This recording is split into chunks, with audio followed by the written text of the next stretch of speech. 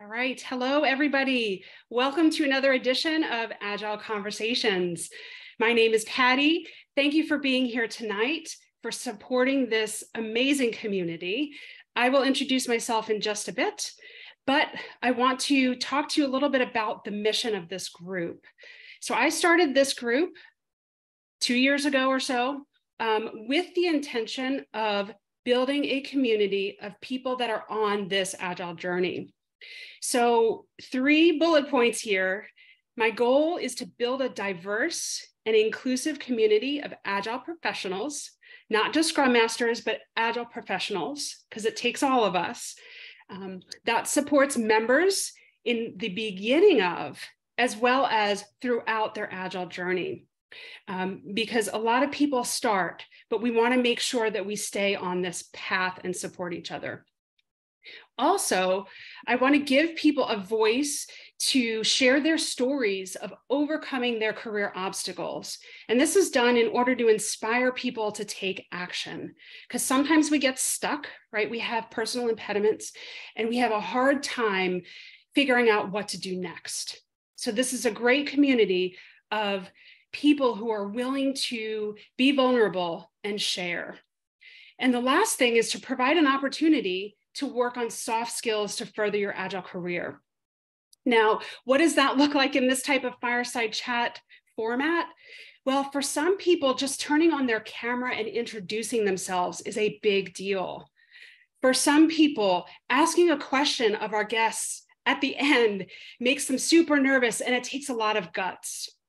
Or you might get to the point where I invite you on here to interview you. So that's a whole nother ball of wax. But being an Agilist requires soft skills that we just do not learn in school. So I want to give people a platform to work on those things so they can advance in their career. So please join our LinkedIn community. We are over 2,600 people, which I almost can't believe at this point. But it's called Agile Conversations. So you can join and then you can have updates about our events. So who am I? Well, you probably know me if you showed up here through LinkedIn, of course. My name is Patty. I'm very active on LinkedIn. I started about 3 years ago in an attempt to gain more visibility so I could land that first big job from a startup to a large corporation, and it was tough. So I put myself out there and, here I am 3 years later. But I have my own small consulting firm. I do largely focus on coaching Scrum Masters, whether it's one-on-one or cohort-based training, but it does take all of us. So I go out there and I do Agile and Scrum workshops, and I also do speaking engagements to the larger community. So our backlog for tonight, we're kind of in the welcome and introduction portion. So welcome to those that are new, as well as the returning folks. Couple of upcoming events here. In 2 weeks, we will have Richard Samela. I haven't seen him yet, but he does sometimes show up with his cat. He's going to talk to us about product management.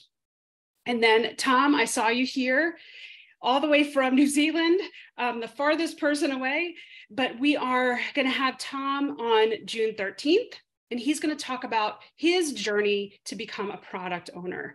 So I'm super excited that the next couple of events will focus on product.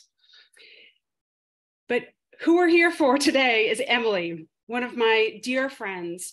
She is a certified change practitioner, and I will let her, of course, explain what that is when we introduce her. But she's going to talk to us all about change management, because that might be a gap for us, a big hole in our knowledge. So in preparing for Emily to come speak to us, I put out a LinkedIn survey in our LinkedIn group. What are you most looking forward to learning tomorrow? And this is the 3rd time I'm putting this poll out. So we're starting to get more and more votes, but this helps us prepare for what is the most important thing for you to hear about today. And Emily, it looks like people, as it might be expected, are looking for some advice on how to deal with change managers and the pain points that we occur in our relationship with them. But of course, we're going to start with what the heck is change management to begin with, because I certainly sometimes need some clarification on that. So I'm going to stop sharing my screen and we're going to see if Emily's ready. I am. All right. Well, I'm so excited to see you. We see each other all the time because we do know each other in real life. I get to see all your people and everything in action that we talk about. Right.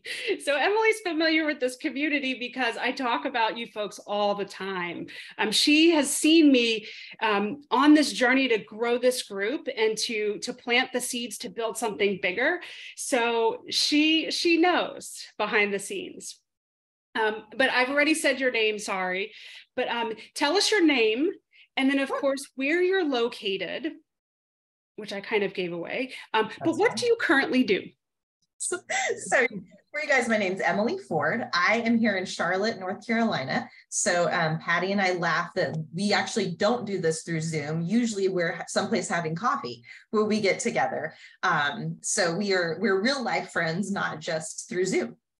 And what I do right now is actually I just started a new role at a new company where I am a change management specialist at a company that has a centralized change management group. And I'm in one of the spokes of that group that works directly with a line of business. So the projects I'm working on are all around products and consumers. Can you tell us a little bit about how you got to where you are today? Very, very briefly. Sure. I came into change management accidentally. So I started my career as a recruiter, and I recruited IT professionals to work at different financial services companies here in Charlotte. I then moved from being a recruiter to moving over into some other areas in HR, like HR analyst, workforce planning. And then I started working in a business management group. So it was in a line of business where we were doing all of the day-to-day run the business functions. What I didn't know at the time is the majority of what I was doing was change management. So several years later was when I figured out, when I started learning and hearing more about change management, I was like, wait a minute, that's what I do now. Because you're talking about all our team used to call it the people-y stuff. So if we had to do anyone for new hires, any type of training, any type of new regulations of change, we have to update those, all of our folks on that. Any large projects that we ran, and I'll plug here, this was my first introduction into Agile and SAFe and Kanban, was kind of tangentially because those were the projects they were running. And when they needed help with things, it was our group that did all of that. That's how I got started in it and loved it because it involved all the things that I liked, which was dealing directly with people, focused on that people side, but still really into business results. So I've been doing change management for the past 7 years. And really that's what my career focus is and what I love. So as I always ask my guests, how do we know each other? And you said we know each other in real life, yes. But like, let's back up and talk about how we met, the circumstances of it. And then I'll kind of come behind you and I'll fill in some other details.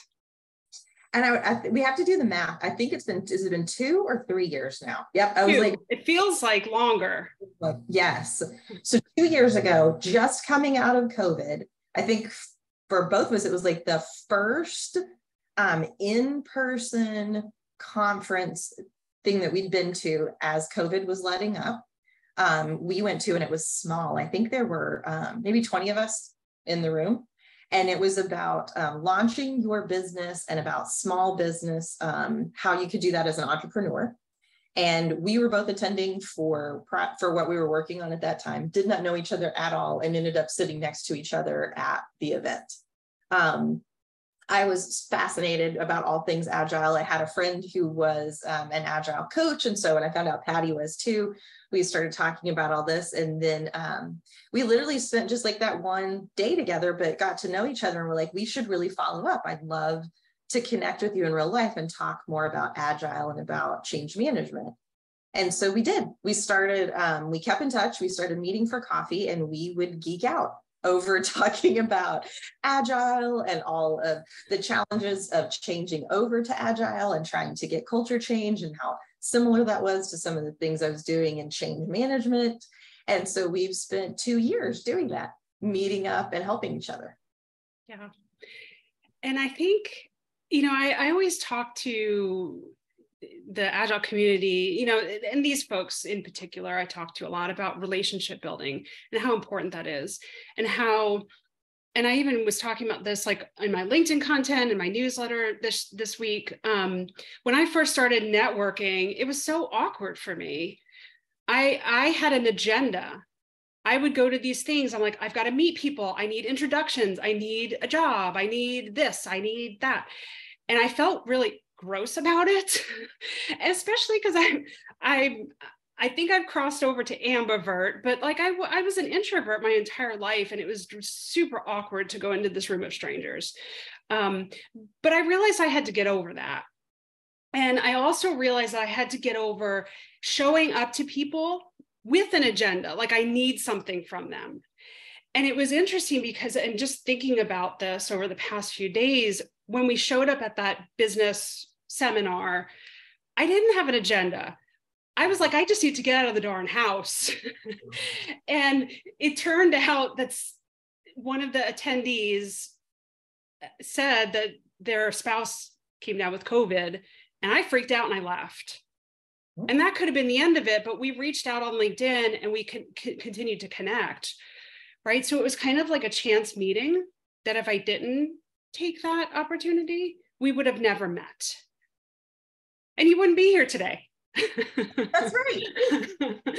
But like when I bring people onto this platform, I want to introduce people to somebody that is, first of all, cool, obviously, but somebody that I know and that I have a trusting relationship with. So I can say to the guest, listen, these people hear so much BS all day from the people they work with, the politics.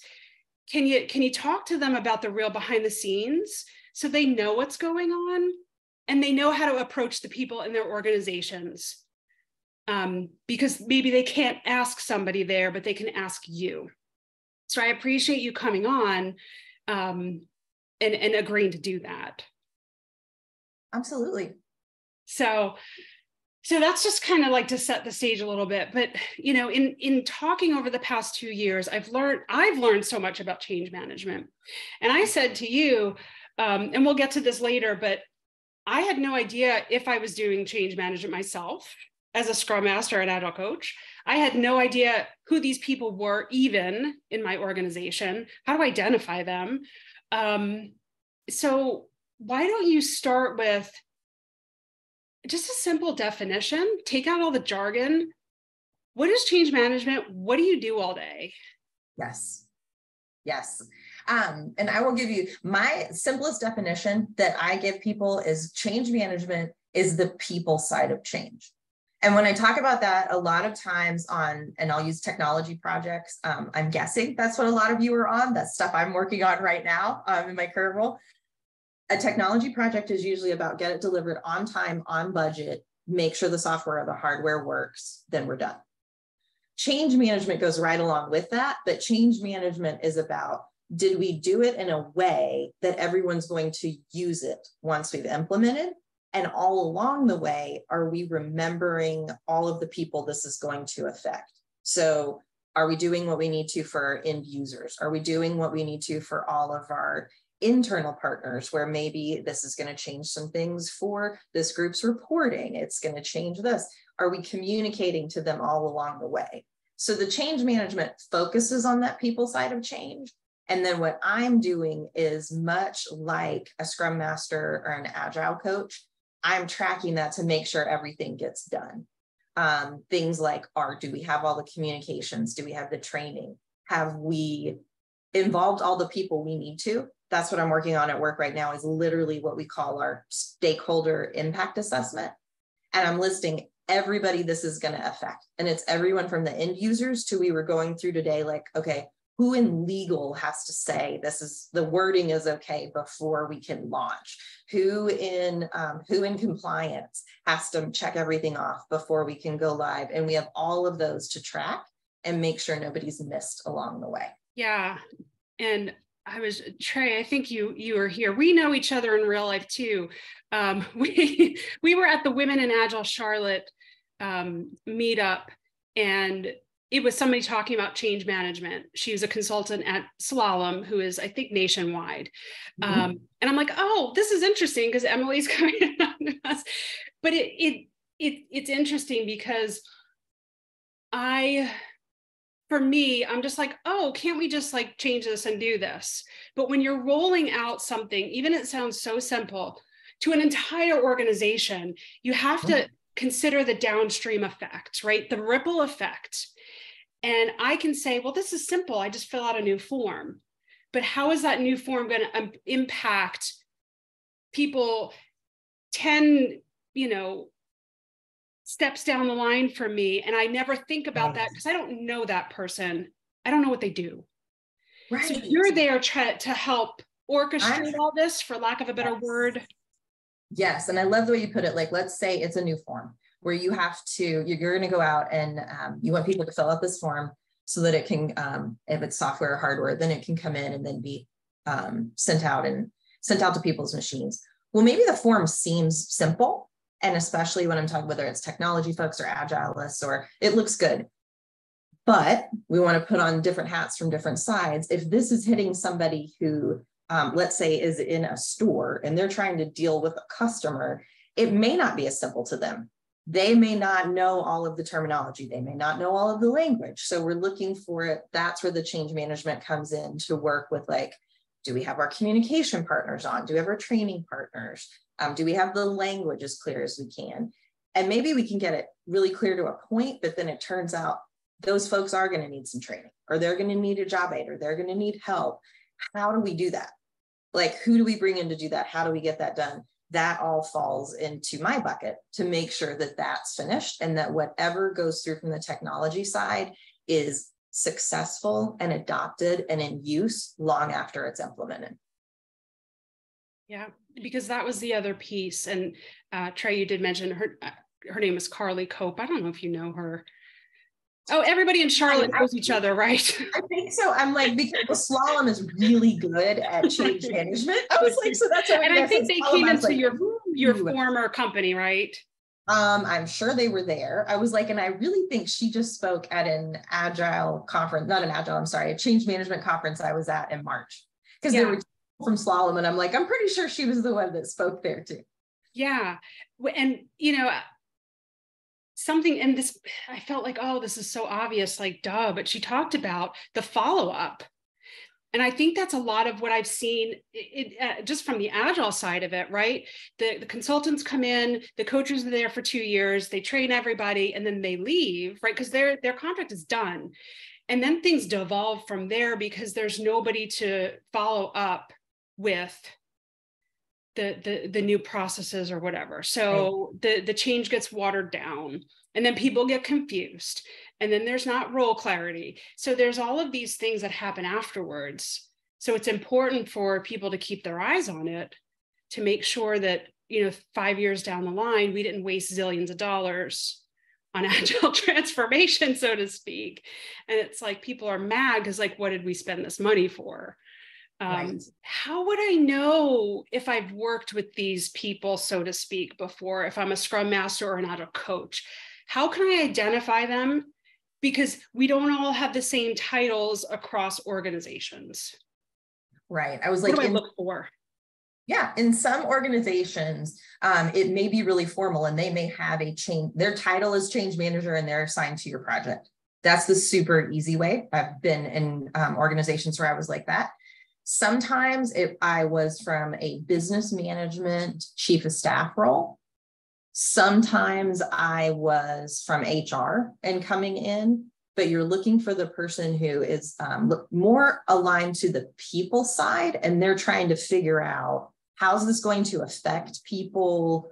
How are we going to get everybody ready to do this? What are we going to do right after we go live? What kind of help do we have? What's there as soon as right after we go live? Those are people that are going to be change managers, whether that's their official title or not. And in our conversations, right, I'm learning about all of this, so I can kind of keep my eyes open in the companies that I work with and for.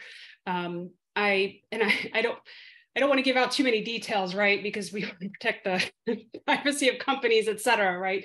But I remember specifically working for a company and, being a Scrum Master and Agile Coach, and there was these other people that were kind of alongside of us. So we were doing the Agile changes to the way people worked, and they were trying to look at the process changes. So like the 9-month process to launch the thing, let's say that. And they were looking at where are the bottlenecks in the company processes. We didn't, as Scrum Masters and Agile Coach, we didn't know these people existed, and they were doing all this, and we were like working against each other. Yes. And we kind of found out about them through a side way. And then we had to kind of, I don't want to say insert ourselves into it, but we had to figure out, like, what are they doing? Why are they doing it? Why are they not including us? Because we're part of this too. And I felt like it was because, and I said this to you privately, so let me see if I can make it a little bit nicer. I felt it was because it was this big, giant outside group coming in that was being paid a lot of money, so they had more clout than us. Yes. Does that make sense? That makes perfect sense. I was like, I'm sure for a lot of people on this call who work for large companies, we will not use names, but sure. Consulting firms have certain names and are very big, then automatically whatever they say and do is the best thing ever. I was like, regardless of what everyone else is doing and what some people, like many of us on this call, may have experienced being closer to the work and closer to the day-to-day. So that gets into some really sticky politics of how to handle that. And I'm watching the chat and people are laughing and saying they're doing it right now. I'm like, very familiar with that. And in several of my projects, I've been the change manager, not from that big name company, but from the person they're delivering services to. And my job was to work with them to get it done. So one of the ways that a change manager can help you with that is part of our job is, my favorite terms for it are connect the dots and be able to look around corners and see what's coming. So it would be to notice, hey, we're trying to get this project done, and we're trying to instill Agile in this area of the business. But we also have this consulting firm coming in, looking at our overarching process. Is this something that can fit together? How can I get connected to that group? How can I talk through this to figure out maybe what they're coming up with is an Agile suggestion. So how do we get ourselves inserted in there? And a lot of times that's where the change manager can help, because the change manager will have contacts in other areas like communications, HR, marketing, other lines of business, because they have to do that for their job. Also, if there's a change management organization, not all companies have them, but if they do, it's something we can roll up to our bosses to say, hey, I see this potential conflict coming, and I want to make you guys aware. Do you know who's working with that group, or how can we fold all this in together? Yeah, and it was tough because the things that they were implementing, like they were doing this big study, right? And then they had their findings, and the things that they were suggesting and implementing were a little contradictory to what we were doing and trying to accomplish with our agility. And there was a lot of sticking points there. And we had to figure out how to work together and just do our best. And that is one thing that I always talk to people about. Like, you've got to meet companies where they are. And people have heard me say this before. There's a lot of people on LinkedIn that will get very angry that this company is not doing it right, and they're doing it wrong, and they're not following the Scrum guide. And it's like, sometimes you meet the company where you are and the needle moves a little bit, and that's a huge win. And then it's like, okay, what's the next fractional movement of that needle? And you can't get angry. But if I'm well-versed in Scrum and Agile, I know what I'm trying to move towards. So. No, I love that. And I think that's so hard. It's such a difficult position to be in. And I think this is where for you guys, I feel like this is where we get into the stuff Patty and I talk about when we're together. I was like, because as a change manager, that's the same space I all the time. about moving that needle just a little. And this is my personal opinion, so I'll be super biased here and say that's why I'm excited to come. And I love working with Agilists and Scrum coaches, because the whole Agile, and I'm talking about like lowercase Agile mindset, is exactly what we do in change management. We want to focus on mindsets, behaviors. What are people going to do with this? How are they going to react to it? It's not as, there's some science to it, but there's a lot of art. And I find that that's when this comes in. When you're really trying to institute change, whether it's over to an agile process, just even trying to get people to think that way and understand, no, we can't write down everything we know today and expect that to stay the same and not change through the whole lifetime of this project. We're going to do the best we can today. And then when we learn more tomorrow, we're going to add more. And we might need to pivot and we might need to change, and that's okay. Just that simple piece can be really hard for some people, for some organizations to understand. It's just not in their culture. And it's like you said, it's moving that needle a tiny, tiny bit. That's where I think Agile and change managers pair really well together. I think that even though we play different parts in the business, right? And sometimes we may butt heads, which we'll get to in a little bit, right? Yes. The ultimate goal is to help the business continuously improve. So the way I look at it is that we have the same ultimate target. We want that business to be competitive. We want it to change to keep up with what's going on in the outside world. And especially when you get to a very large corporation, it's difficult. It really is difficult. So the more we can bridge the gaps between roles and work together, the better. Yes. And that's why I've appreciated talking with you, because my experience has been this, right? Mm-hmm. But I realize I just have to get to know people and form relationships with them and figure out how we can work together. Right. Which again, I feel is obviously, but it's easier said than done, because some people don't want to build a relationship with me. They don't like me. It's different. Every project, every person. Like I said, I'm in a new role now at a new company. We won't name names, but if you guys want to look it up on LinkedIn, go for it. I'm loving what I'm doing, but everything is new. Every single person is new. Everything is new. So just as you're saying that, I literally had meetings last week with my, these are more, one is going to be Agile. You guys will love that. I've got pieces of Agile, pieces of Waterfall. The other one's Waterfall. So I was meeting with my project managers and my product owners just one-on-one to do just that, to find out, how do you like to work? How do you work with other people?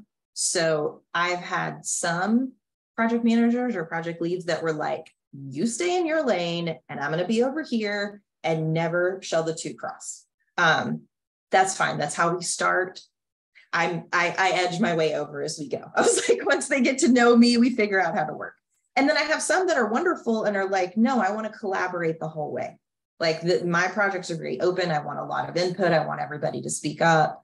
I want everyone involved. And then those usually go smoother.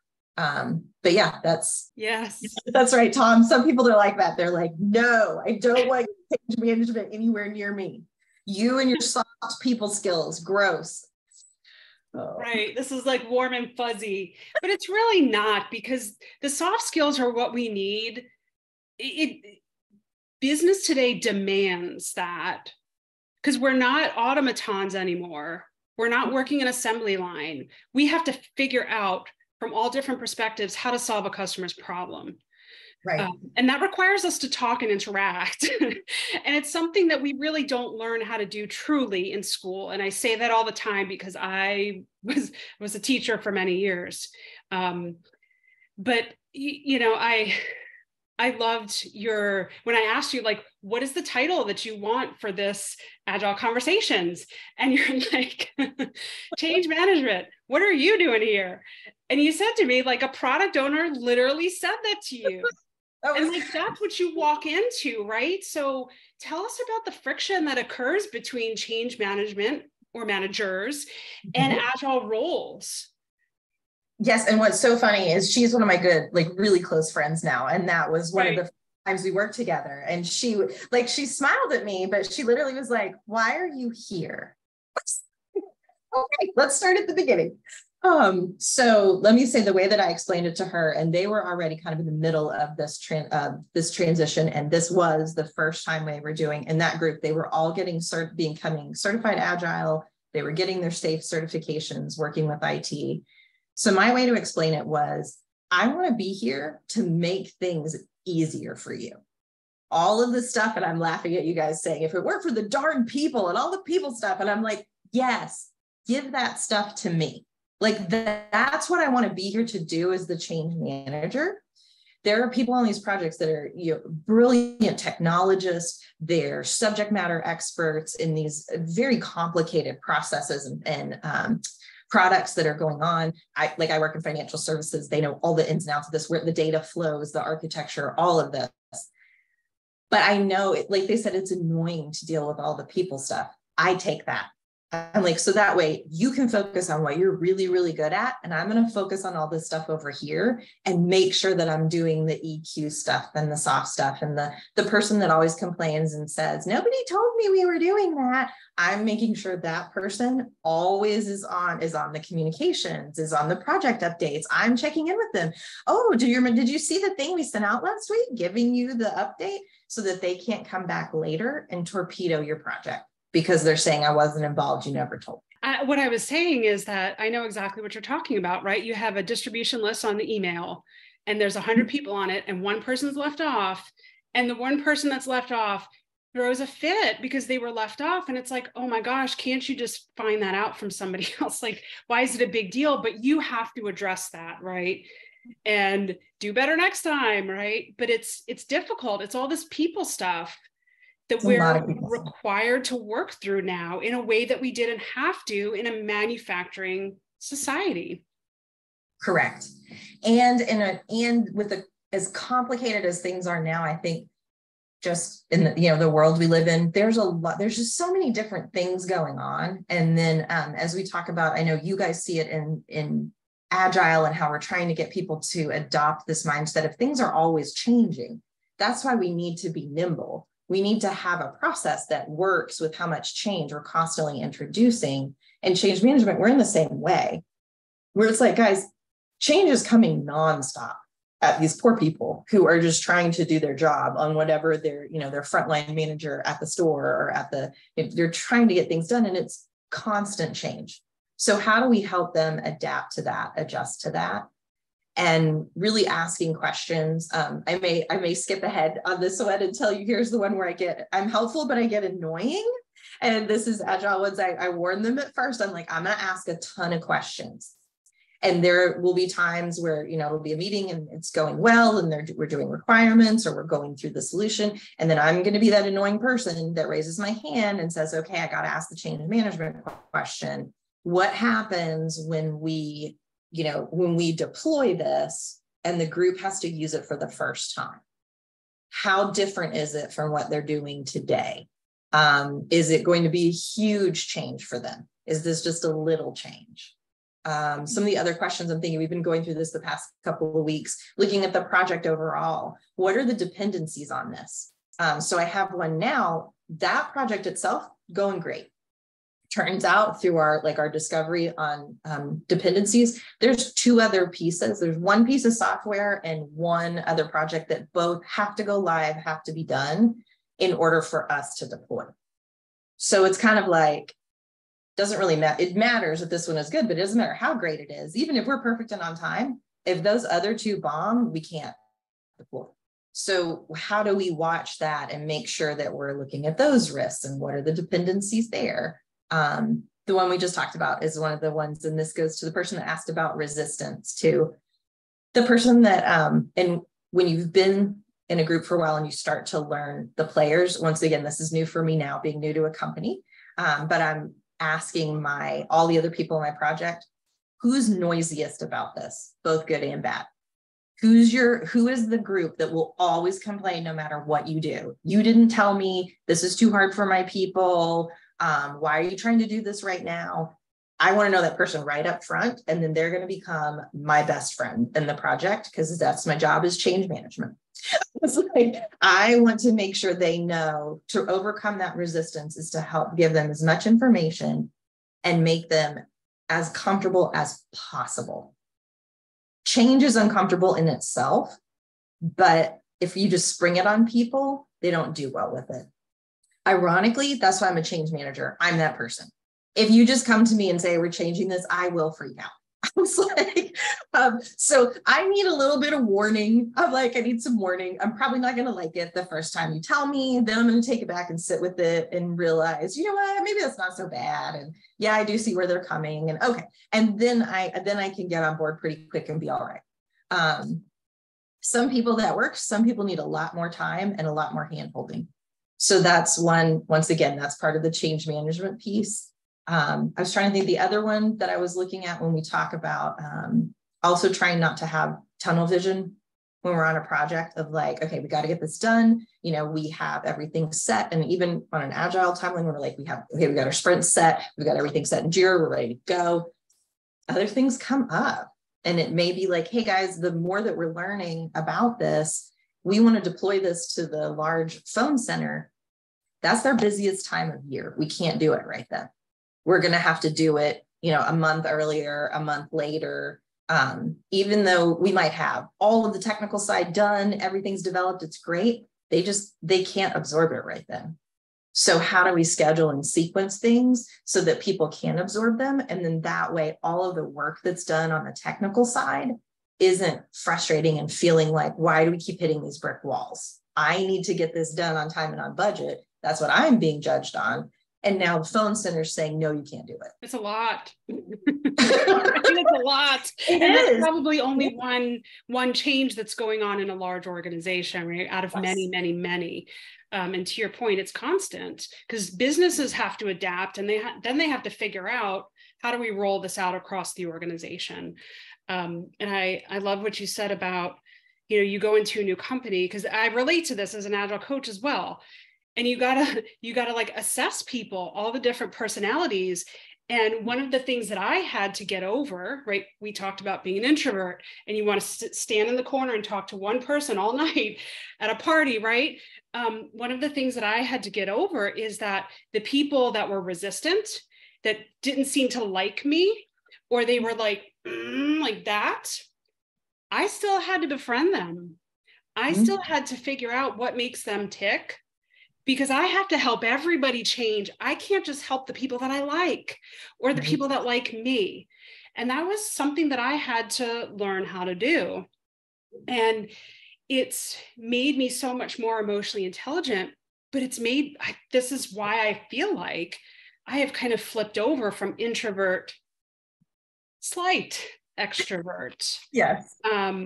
So doing this role, you know, Scrum Master accountability, Agile Coach role has fundamentally changed me in a way that I never expected. Yep. And it never gets easier, but right. I've just kind of learned how to deal with it. I think so. And I think it's the more times you do it and the more times you work with people, you get to know different personality types, how different people work, how all this goes together. And some of the things that you were scared about initially aren't so scary anymore. So one of them, as we're talking about resistance, this is one of my favorite stories and one of my favorite people when I was working on a project. There was a guy that on every call, I was still doing business management, so I wasn't technically called change management yet, but that's what we were doing. Every call we would have, didn't matter if it was like a town hall, if it was a huddle, if it was a technical meeting, he always had a question and he always had something to say. So people started rolling their eyes and they would be like, oh, here goes Frank. Oh, every time, Frank. And so when we had a project with him at first, they were like, oh, well, here's who you need to look out for. You better look out for Frank because he's going to ask something every time. So I scheduled a meeting with him, just me and Frank, because I'd heard some of his questions. And I said, hey, you know, I'm working on this project now. And we were both aware, but I said, I notice you have a lot of questions. You're always asking questions in the meeting. would you help me with that? Because in my role, I'm supposed to anticipate some of those questions, and we're supposed to put that in the information that we're giving. And you ask really good questions at the end of them. So is this something that I can talk to you about and you can help me learn, so we can just get that information out faster? He loved it. I'm telling you, it turned out he was not trying to just be contrary. He really was passionate about his client, how this was going to affect them. And he was like, Emily, let me tell you. He's like, when you guys do this, it messes up this, this, and this. And if you guys do it at this time, then it messes up this and this. And he really gave me so much information about how things worked that I didn't know, I wasn't aware of, and we were able to put in. So over time, like, we kept building that relationship. Then it got to the point where when we were giving our presentations or stuff, he was my plant. So before we even gave them, I'd be like, all right, Frank, I got all your questions answered. Now, if everybody's quiet when they're done, I want you to ask one of your questions. I was like, and sometimes it would be stuff we had. I'm like, I'm going to give you this one. So if nobody says anything and it's crickets, you come off mute and ask this one. So we get them all talking. He's like, got it, no problem. And he would do it every time. I love that. Yeah, I loved him. To this day, I love him. Yeah. Like, that's, Ahmad, I mean, like, next level skills, Emily. Like, this is why, like, I've got to bring you on to talk to this community, because that's what it takes. Because everybody perceives this as a negative, and they roll their eyes and like, why is he asking another darn question, right? Right. And I deal with that too. But it's your job to stay neutral, not get sucked into that negativity, which is hard. But you have to figure out, how do you leverage that? And you did it. And sometimes it's getting to figure out that person and how they tick, or that group. Because for him, that's what I learned. This wasn't a negative person at all. This came from a place of passion and caring so much about his client. And then I've had other people that were like, yep, I love that. Skeptics are the ones. And I've also had some that are just more, that's the way they learn and the way they process, is they want to ask all the questions, poke all the holes, debate it a little bit, and then that's when they're comfortable. So it's not always coming from a negative place of, I want to stop what you're doing with obstacles. It's really just the questions before I get there. And that's so, like I said, it's so important in your role, as well as a Scrum Master and Agile Coach, likewise, to remain neutral and not get pulled into what everybody's saying, right? You have to, like, listen to all sides and then figure out what the truth is, right? But it's very difficult. It takes a lot of emotional intelligence to do that, because it's not your job to take sides. Right. It's your job to help move the company along. So I love that. I do want to open the questions to the audience, because I mean, like, the time's ticking away. I can't believe how. And I tried to get some as they were coming through the chat. I was like, so definitely ask again. Okay. So, yeah, go ahead and raise your hands and I will call on you. Ahmad, you have your hand up. So yeah, go ahead and come off mute, turn your camera on, and ask away. Awesome. This has been such a great conversation, and thank you so much for sharing. Thank you so much, Emily. So I guess my question would be, I think this has been touched on throughout this conversation, but I would appreciate if you could maybe mention some of the top skills for change management, right? It sounds a lot like what a Scrum Master does, but in a very different capacity and approach and focus. But maybe just some words from you would be awesome. Thank you. Sure. No, and I think you nailed it, because this is one of the things Patty and I talk about, is we didn't realize how much we had in common and how similar our roles were. So for change management, it is being able, so definitely we talked about, you have to like people and peopling. You have to have emotional intelligence, so that EQ that's there. I think it's also being able to listen in and take in a lot of information and synthesize it, or get it down to what the heart of the matter is. Trying to listen for everyone's complaining or everyone's saying this, but what's that thread that goes through the middle? And then the other one that's tricky, but is a lot of what we do, is how do you look at this as a whole and figure out if there are any pieces that that might need more attention, less attention, anything that is a little bit off, so that we can bring that together. So like a bigger picture perspective at all times, basically. Yeah, awesome. Thank you. It's like connecting the dots, right? Systems thinking is a great way to put it. It is. And then sometimes it's funny to me, because when you take just even a little step back, one of them, like I said, most of mine are from this new role. So we were going through the portfolio of projects for the group that I support. And we're looking at the spreadsheet, or, whether it's in Jira or Microsoft project, we're going down, and I'm like, And I just told them, and I literally said, I might be Captain Obvious here, but I am going to ask, did anybody else notice that every deployment date is in October? I was like, as we're looking down the whole portfolio, and they were like, yeah, we know. And I was like, okay. I said, that's probably going to be an issue. Because I don't know how all the people we're rolling this out to will be able to absorb that in the same month. And then depending on, does one have to come before another? Is one super hard compared to another, and they're not even going to pay attention to anything but the super hard one? So sometimes even just that big picture of, it doesn't have to be, you don't have to be a genius to do it. You just kind of step back for a minute and look at it and go, that's weird that every single project's going live in October. Right. And then how do we prepare for that?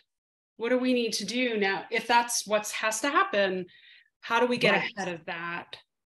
Right. And maybe nobody else, because everybody's in their little box, maybe nobody else really put that together. So that's really important. Yeah.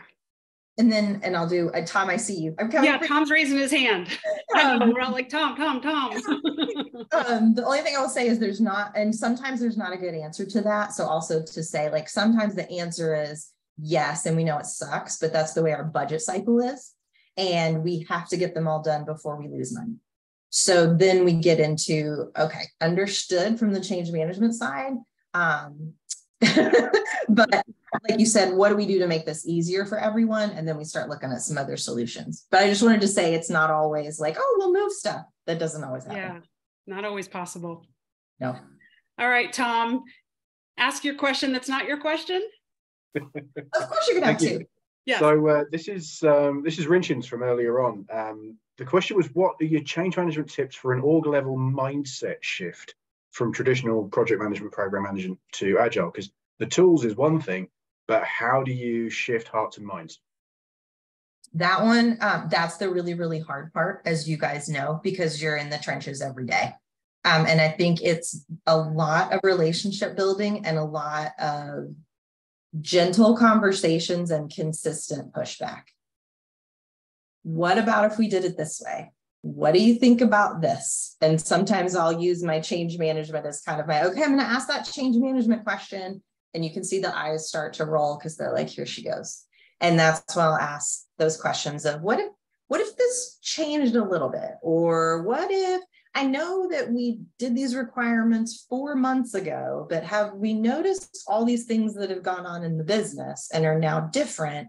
Should we look at adjusting some things and try and push people that way? That's the questions that I ask to try and get people to just think a little bit differently about it. Yep. You have to learn to be that person. And it can take a lot of guts. I didn't used to be that person, and I had to learn how to do it. And I'm not popular all the time. In her role, it was one of her knockout questions for change manager. She just asked me, she said, have you been the person's name who everyone curses when the project's over? And if they didn't say yes, she was like, well, then you haven't been doing enough change management. And I was like, yeah, that's been me. Me. It looks like you show up here and you're smiling and laughing. You have such a positive attitude. And I think for me, that has helped tremendously. It does. But if I'm still asking you the thing that you don't want to talk about and the thing that you don't want to admit is going on, all the laughing and smiling doesn't help. You're still really annoyed because I just keep pushing the button of the thing you've already told me you don't want to. No, I mean, in general, you're Yeah, just I'm such like, a positive, happy yes. person. Like Yep. that's your demeanor. Mm-hmm. And you don't let all this difficulty bring you down. All the negativity, all the eye rolling, like you cannot let that affect you. And that's the challenge. But Tom, we're going to like run our mouths here. Tom, please ask your second question. We want to hear it. I was just going to say, Emily, you must have absolutely incredible resilience. All these people pushing back, you know, just the ability to keep going every day. That's just grit right there. My question was about the J curve trough. I do love a model, and we'll get to that in when I'm guesting. Models. Let's talk about models. I do love models, but you're familiar with the J curve, right? For those that not, please look it up. It's a really useful tool for understanding change and humans' response to change. And it's possible to get stuck at the bottom of a J curve. So when you're in that, you know it's gonna happen. You're gonna laugh. Hold on. No, that's fine. You Yep. know it's gonna happen. You can prepare for it, but most of it's literally on the bulletin board. So we're gonna give them here it is. There it is. There's a J curve. It sits next to me, so I think about it all the time. Exactly. So you make a change, and all of a sudden everything goes sideways. There's a glitch in implementation. It hasn't gone well. Nobody's used to it. You need training. Productivity dips, enthusiasm dips. It all just goes horribly wrong.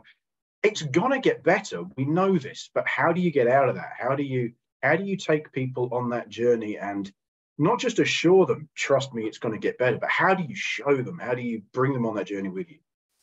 And that's a really tough time is when you hit that. And I think in most large projects, you hit that at some point just from everyone being exhausted. I've been there, even as the change manager, where I was like, I feel like this is never going to go live. And I am going to be sitting here until I retire working on this same project. And it's kind of going back and saying, guys, let's look at how far we've come and trying to celebrate those wins and celebrating small wins, which is the other thing that I try to bring into this too, because a lot of times we're all so focused on, I just need to do the next thing, the next thing, the next thing, and check the list.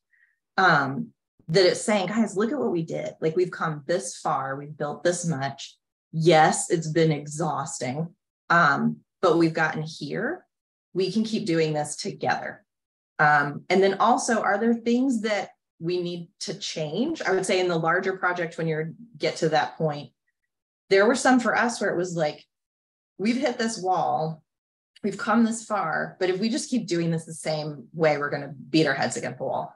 So what do we need to change? What do we need to give in a little bit or change that we have not changed before? And maybe it was things that we even set aside and said, these are non-negotiables, we're not touching it. And then halfway through, the one I'm thinking of in particular was we were implementing a huge system overhaul, all these different modules in HR. We were doing Workday. So in the middle of Workday, well, COVID hit. So we were doing it in the middle of COVID. And then it was like, yeah, but all these things that we took as assumptions, as non-negotiables at the beginning, they're nothing like what it is now. Yeah. We were like, some of it, we literally just had to scrap, especially on the change management side, where we were like, we're going to do all this cool stuff in the office and it'll be so great when we launch it. No, we're not. No, we're all just going to be happy that we're still okay and have a job. So how are we going to do this? And that's where we had to scrap a lot of things and really rethink how we move forward. And I'll add to that, because what you said there, I'm like, I would have said the same exact thing. So I don't want to, but anyways, what I want to add to that is become a storyteller. And as a product owner, like, you know about that storytelling. What I do and what I've done in the past is I tell current teams stories about past teams and how they hit that bottom and how they overcame it. And they see, oh, well, these people in this other company did this, we can do it too. I tell them my own personal stories of overcoming things. So I think it's about being vulnerable and sharing as well, because every company, every team thinks they're the only one. They really do. They're the special ones. Yep. This is not going to work. right? Oh, see you, JJ. I know we got to wrap up. We definitely got to wrap up. People are heading out into their rest of their day. But this has been amazing. Of course, I knew it was going to be amazing. Do you have any kind of parting words? Do you have any parting words for us? When and if you find the change managers on your project, or if you have someone that is a change manager assigned to them, you bring them in and make them your ally. These are people that can help you with the mindsets and behaviors you're trying to change as an Agilist, and you make them help you with the work. Because I would love it if my project managers, Scrum Masters, Agile coaches came and shared with me where they're seeing resistance, where they need help. And then I can include that in all my plans and I can help work on it with them. So then we're coming at it from two sides. So that would be my advice to you. Also open up. I know that we chatted for a long time. If you guys have more questions, if you want to know anything, please reach out to me on LinkedIn. I'm on there all the time. So if you have a change management question, or you're just got assigned a change manager and you're like, what the heck? Just send me a note on LinkedIn. I'm happy to help. Thank you so much, Emily. I knew this is going to be awesome. I'm so glad that you came and shared with us. Thank you, everybody, for coming here. Once again, we'll see you in 2 weeks to talk about product management. And then, of course, 2 weeks after that, we're going to talk about product ownership and the journey to become one. I appreciate you all. Please keep showing up for each other. This is an amazing community, and I will see you next time. Have a great day.